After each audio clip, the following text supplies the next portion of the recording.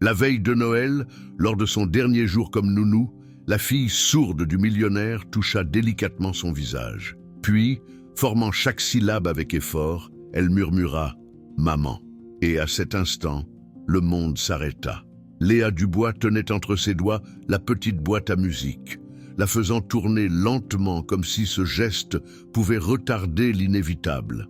L'appartement du 16e arrondissement restait silencieux en ce matin du 24 décembre, à l'exception du léger tintement des décorations sur le sapin lorsque la brise entrait par les fenêtres donnant sur la Seine. 11 mois. Elle avait passé 11 mois dans cet appartement haussmannien à s'occuper de Chloé. Et maintenant, il fallait dire au revoir. Comment dire adieu à quelqu'un qui ne peut même pas me répondre, murmura-t-elle en caressant la petite ballerine qui ornait le couvercle. La boîte à musique avait été son choix pour le cadeau d'adieu. Une ballerine qui tournait sur l'air de La vie en rose, la chanson qui apaisait toujours Chloé lors de ses cauchemars. Ce n'était rien de sophistiqué comparé au cadeau que Thomas Mercier offrirait certainement à sa fille. Mais Léa avait économisé 3 mois de salaire pour cette pièce artisanale fabriquée à Lyon. Le bruit de pas dans le couloir la fit ranger rapidement la boîte dans son sac. Thomas entra, vêtu d'un costume bleu marine parfaitement ajusté, téléphone collé à l'oreille. Ses yeux croisèrent brièvement ceux de Léa avant qu'il ne continue sa conversation en se dirigeant vers la cuisine. Après presque 1 an dans ce lieu, Léa se sentait toujours déplacée.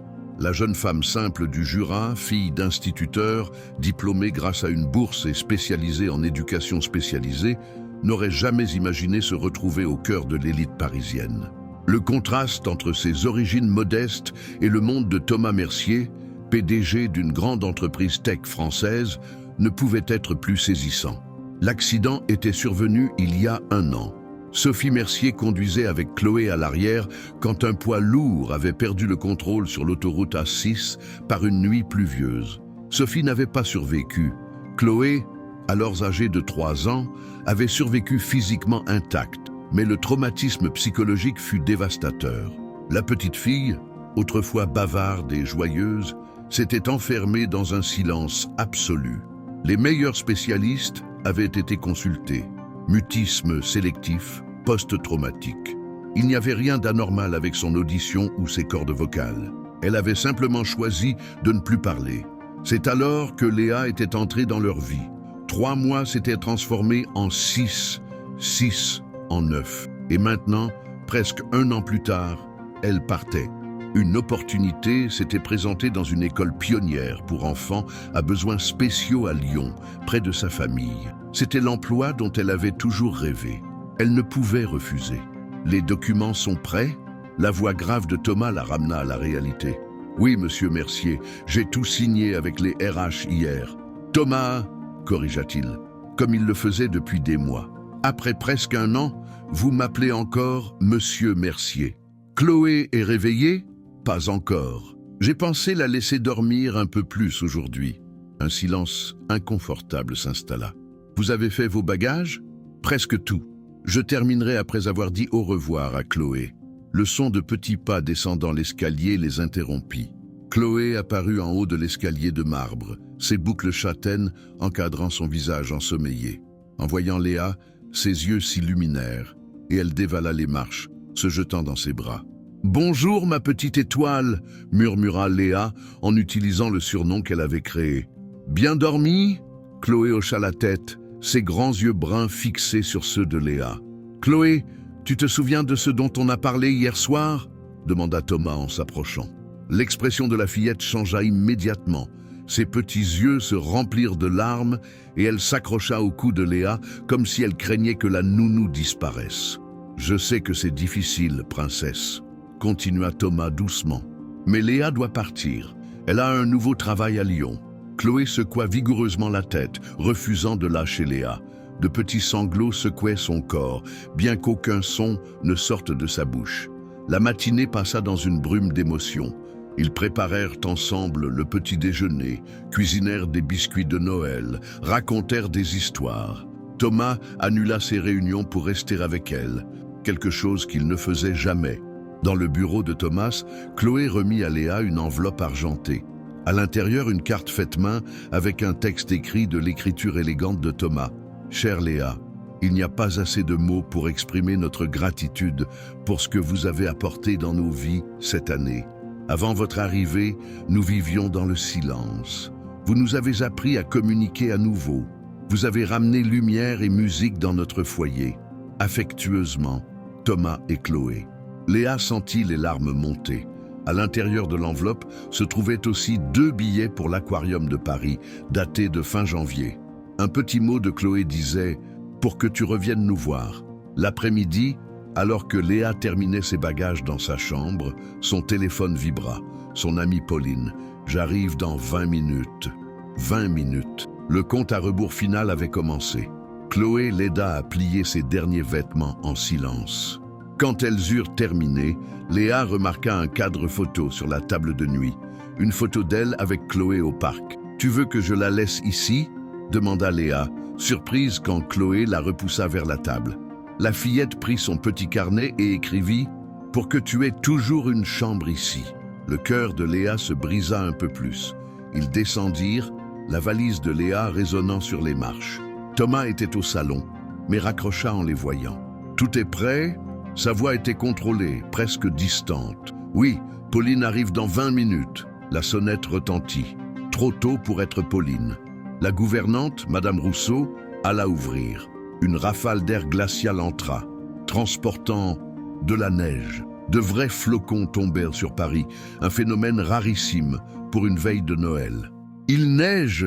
s'exclama Madame Rousseau, ébahie. « Je n'ai jamais vu ça à Noël. » Chloé courut vers la porte, émerveillée par les flocons blancs qui tombaient lentement.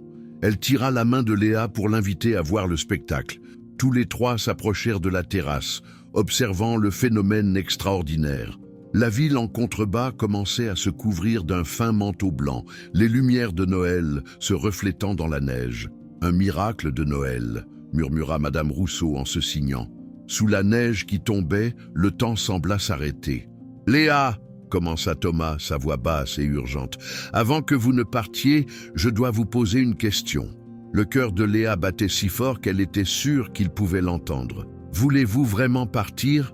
La question flotta entre eux comme les flocons de neige. « J'ai un nouveau travail qui m'attend, » répondit-elle, sachant que ce n'était pas vraiment une réponse. « Je sais, » dit Thomas en passant sa main dans ses cheveux. « Et je n'ai pas le droit de vous demander d'y renoncer.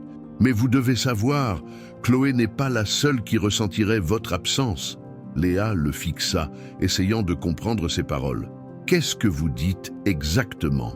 Il respira profondément. « Je dis qu'en 11 mois, vous êtes devenu essentiel pour nous. Pas seulement comme nounou, mais comme partie de nos vies, de ma vie. » Il s'approcha encore. « Au début, j'étais juste reconnaissant pour ce que vous faisiez pour Chloé. Puis j'ai réalisé que j'attendais avec impatience de rentrer à la maison pour entendre votre voix, voir votre sourire. » Il prit ses mains dans les siennes. « Je suis tombé amoureux de vous, Léa Dubois. Je sais que c'est injuste de le dire maintenant, mais je ne pouvais pas vous laisser partir sans que vous le sachiez. » Les larmes coulaient maintenant librement sur le visage de Léa. « Je suis tombée amoureuse de vous aussi, » admit-elle, sa voix tremblante. « Mais je n'ai jamais pensé qu'il pourrait y avoir quelque chose entre nous. J'ai une proposition, » dit Thomas avec un petit sourire. « Ma société ouvre une succursale à Lyon l'année prochaine. Je prévois d'y passer au moins 1 semaine par mois. Et Chloé et moi pourrions éventuellement nous y installer si quelqu'un de précieux s'y trouve. » Léa le dévisagea, incrédule. « Vous changeriez votre vie pour moi ? Pour nous, corrigea-t-il. Pour vous, pour Chloé, pour ce que nous pouvons être ensemble. » Avant que Léa ne puisse répondre, elles entendirent un petit bruit. Elles se retournèrent et virent Chloé debout là, les observant avec de grands yeux. Thomas s'agenouilla à sa hauteur. « Chloé, que dirais-tu si nous trois pouvions rester ensemble, si Léa ne devait pas partir aujourd'hui ?»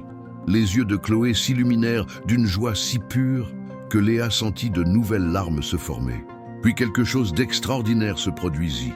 Chloé s'arrêta, regarda directement Léa et ses petites lèvres bougèrent, formant un son qu'elle n'avait pas émis depuis presque 1 an. « Maman !» Le mot, bien que bas et un peu rauque, était assez clair pour qu'ils l'entendent tous les deux. Léa porta ses mains à sa bouche, sous le choc. Thomas semblait également stupéfait. « Chloé !» murmura-t-il. « Tu as parlé ?» La petite fille sourit, un sourire si radieux qu'il sembla illuminer toute la terrasse. Elle tendit les bras vers Léa en répétant « Maman ». Léa tomba à genoux sur la terrasse couverte de neige, serrant Chloé de toutes ses forces. Thomas les rejoignit, les enveloppant dans ses bras, créant un cercle parfait. « Il semble que nous ayons notre réponse », murmura-t-il, la voix étranglée par l'émotion, embrassant le sommet de la tête de Léa. « Je crois que oui », répondit-elle, riant et pleurant en même temps. Quand ils rentrèrent enfin, ils trouvèrent Madame Rousseau et Pauline dans le salon, discutant de la neige inattendue. Les deux s'arrêtèrent en voyant les trois entrer main dans la main, Chloé au milieu. « Changement de plan !» annonça Léa en souriant à son amie. « Je crois que je n'aurai pas besoin de ce trajet aujourd'hui. » Pauline haussa les sourcils, mais son sourire disait qu'elle comprenait parfaitement. Madame Rousseau sourit, satisfaite. « Eh bien, cela mérite une célébration !» Pendant que Madame Rousseau et Pauline se retiraient à la cuisine, Thomas se tourna vers Léa, ses yeux brillants d'amour et de promesse. « Joyeux Noël, Léa !»« Joyeux Noël, Thomas !» Chloé, toujours entre eux, leva les yeux avec un sourire radieux et, pour leur plus grande joie, parla à nouveau. « Joyeux Noël, maman et papa !» Tandis que la neige continuait à tomber dehors, transformant la ville en un décor magique de Noël, trois cœurs qui avaient été marqués par la perte trouvèrent une nouvelle chance sous la forme la plus inattendue et la plus belle. Une famille reconstruite par l'amour la veille du jour le plus spécial de l'année.